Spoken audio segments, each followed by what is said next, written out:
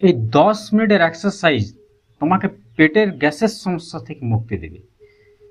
এই 10 minute exercise তোমরা বাড়িতে বসে যদি করো, সহজভাবে যদি এই এক্সারসাইজগুলো দেখে মন দিয়ে করো, 10 মিনিটের এক্সারসাইজ তোমাকে পেটের যে গ্যাসের সমস্যা তা থেকে মুক্তি দেবে।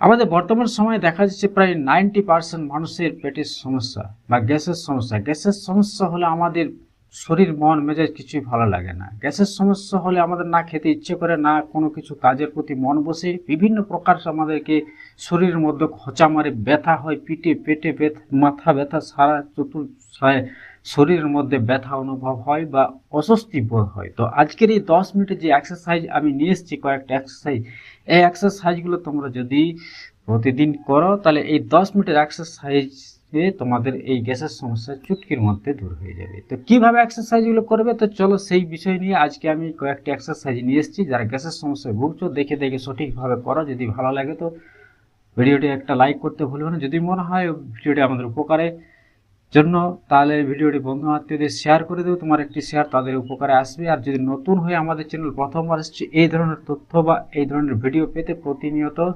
চ্যানেলটিকে সাবস্ক্রাইব করে রাখবে। প্রতিনিয়ত এই ধরনের ভিডিও সর্বপ্রথম তোমরা পেয়ে যাবে। চলো আজ আমি নিয়ে এসেছি যে 10 মিনিটে এই কয়েকটি এক্সারসাইজের মাধ্যমে কিভাবে তোমাদের শরীর থেকে গ্যাসের সমস্যা দূর করতে পারবে।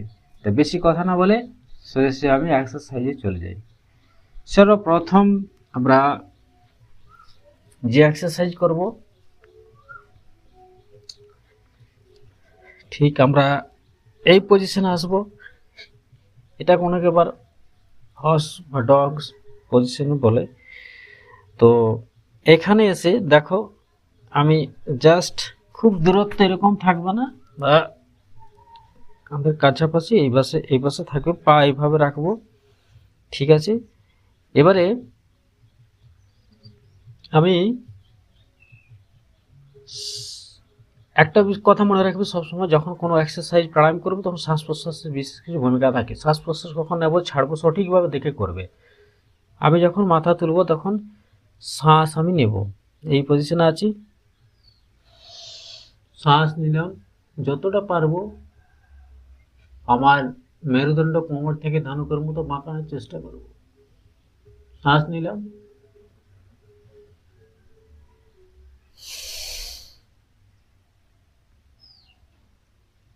পুরো পেটের নাভির দিকে তাকাবো, শ্বাস ছেড়ে দিলাম, বাইরে বের করে দিলাম।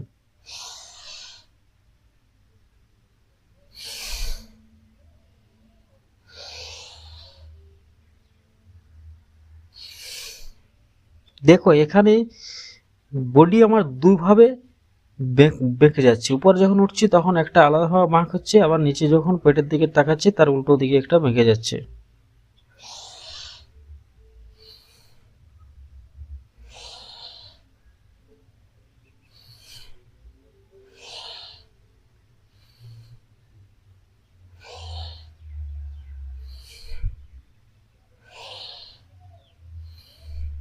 এই এক্সারসাইজ কোমরের জন্য, যাদের কোমরে ব্যথা হয় তাদের জন্য উপকারী।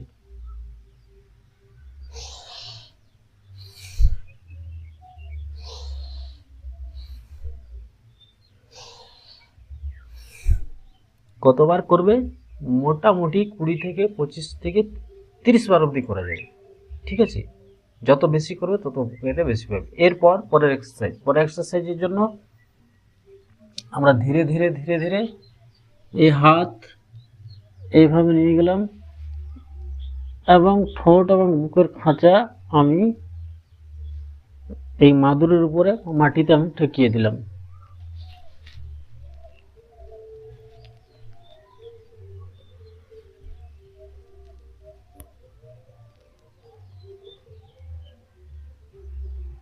এই অবস্থায় শ্বাস প্রশ্বাস স্বাভাবিক থাকবে, শ্বাস নেওয়া ছাড়া যতক্ষণ ইচ্ছে সামর্থ্য অনুযায়ী অবস্থায় থাকবে। এতে করে যে আমার গ্যাস সবসময় আমাদের ঊর্ধ্বমুখী হয়, গ্যাসের ফলে কি হয়, উদ্গার ঢেকুর, অনেক সময় ঢেকুর দিয়ে ঢেউ ঢেউ ঢেউ ঢেউ, এই সমস্যা থেকে মুক্তি পাবে। সেই গ্যাস আমাদের নিম্নমুখী হয়ে যাবে। এবং পেটে গ্যাস বদ্ধ বায়ু থাকলে এই এক্সারসাইজ করার সাথে সাথে সেই গ্যাস আমাদের বায়ুদ্বার দিয়ে বেরিয়ে যাবে, অর্থাৎ পায়খানাদ্বার দিয়ে। এই অবস্থায় শ্বাস প্রশ্বাস স্বাভাবিক থাকবে। বেশ কিছুক্ষণ থাকবো, দিয়ে এরপর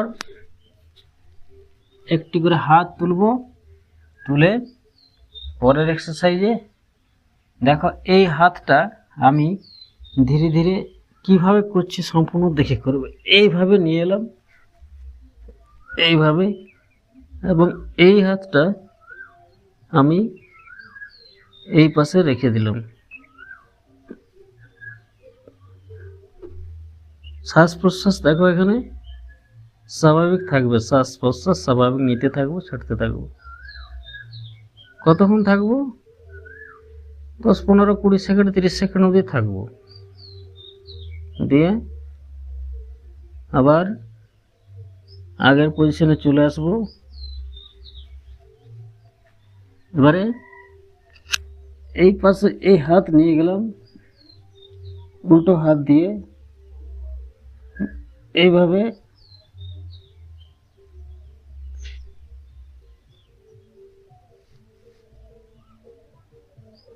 পনেরো 30 সেকেন্ড অবধি হোল্ড করে থাকবো। শ্বাস প্রশ্বাস স্বাভাবিক চলতে থাকবে। এরপর ধীরে ধীরে আগের অবস্থায় ফিরে এলাম, দিয়ে ব্যাস আগের পজিশনে চলে এলাম। এবারে পরের এক্সারসাইজ।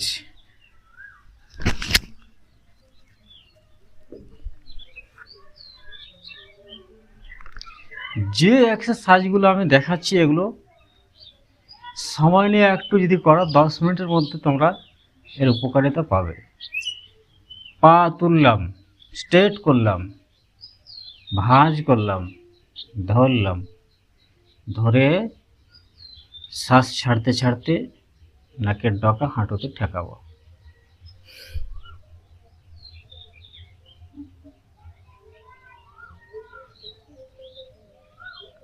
পেটে বুকে প্রচণ্ড চাপ থাকবে, শ্বাস বাইরে হোল্ড করে রাখা আছে। শ্বাস নিতে নিতে আদুরে মাথা নিয়ে এলাম, এই পা ছেড়ে দিলাম, এই পা ঠিক, পা তুললাম, ভাঁজ করলাম, ধরলাম, শ্বাস ছাড়তে ছাড়তে প্রচণ্ড চাপ মেরে টান মেরে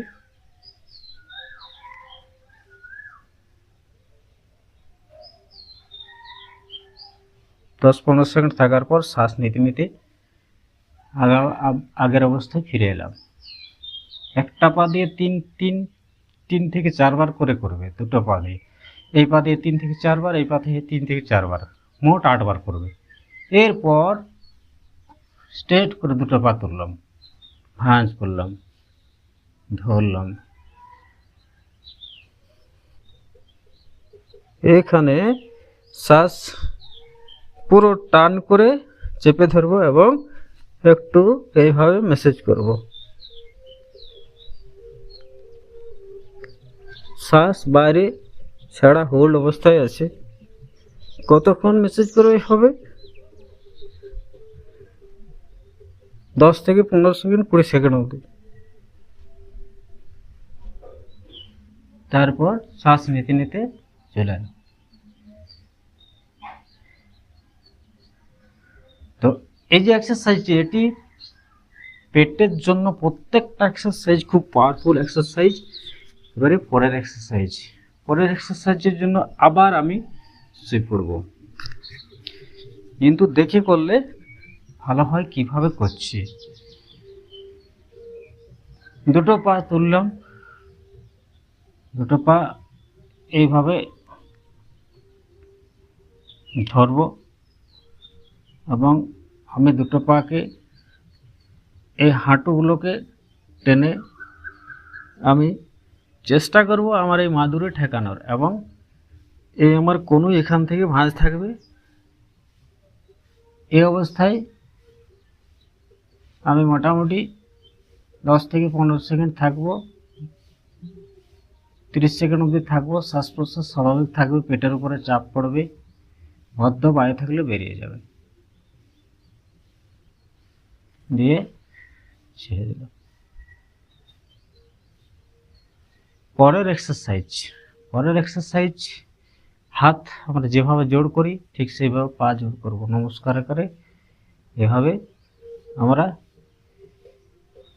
ভাঁজ করব এখান থেকে, এবং এই দুটো পা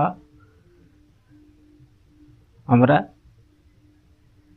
যাদের একটু এই এক্সারসাইজটি করতে সমস্যা হবে, যাদের পায়ের জড়তা আছে বা মাংস পেশিগুলো যাদের এক্সারসাইজ করা অভ্যাস নেই, তাদের ক্ষেত্রে টান টান অবস্থা যাদের আছে, সোজা বাংলায় যাকে বলে, তো তারা একটু এইভাবে করবে।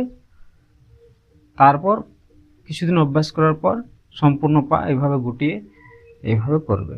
আর যাদের প্রথম করবে তারা একটা নরম বালিশ এই কোমরের মধ্যে নিয়ে করলে সুবিধা হয়।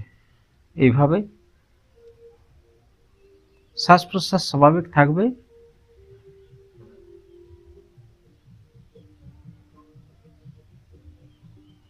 পঁচিশ 30 সেকেন্ড অবধি থাকা যায়, এইভাবে থাকবো।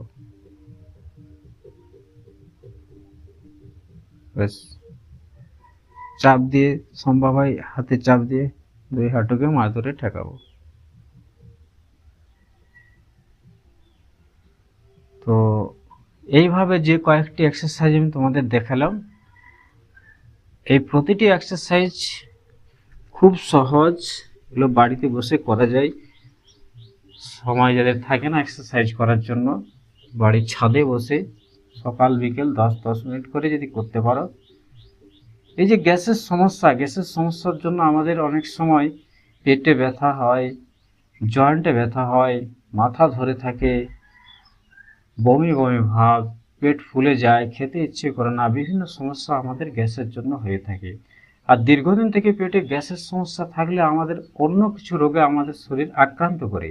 এই যে কয়েকটা এক্সারসাইজ আমি দেখালাম তোমাদেরকে, এই প্রত্যেকটা এক্সারসাইজ তোমাদের ভিতরে যে পার্টস, যে দুর্বল অর্গানসগুলো আছে, প্রত্যেকটাকে সুস্থভাবে রিপেয়ারিং করে, অর্থাৎ ভিতর থেকে সমস্ত পার্টসগুলোকে, দুর্বল পার্টসগুলোকে সশক্ত করে এবং সেই দুর্বল পার্টসগুলোকে সবল করে তোলে।